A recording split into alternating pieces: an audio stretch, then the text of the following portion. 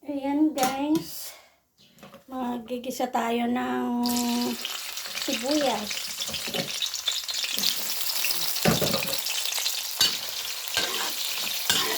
After ng sibuyas, pag na na itong sibuyas guys, lagay natin yung kamatis. Habang ginigisa natin yung sibuyas, lagyan na natin ng asin yung itlog, paminta. Yan. I-ready na natin ang ating itlog. Ayan guys, malapit na. Ilagay na natin yung, nag-brown na yung ating onion. Lagay na natin yung kamatis at saka chili. Chili din. Lagyan lang natin. Igisa natin ito guys. Lagyan natin siya ng paminta.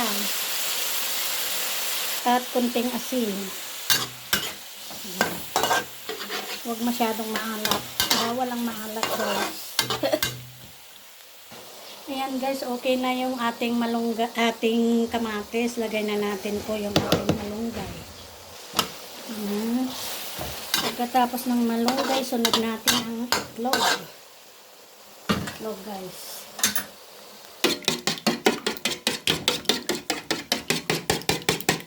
Ito na guys ang ating itlog. Ayan guys, kung hindi nyo alam ang uulamin nyo ngayon, itry nyo ito. Makakamura kayo, masustansya pa, at masarap pa. Pasok sa ating budget. Kasi libre na yung malunggay guys. Yung mga ano na lang ang bibilhin mo dyan. Diba? Thank you for watching. God bless. Magandang umaga.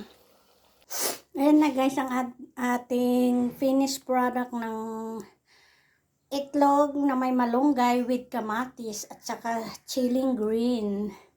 Ayan. Thank you. Kainan na.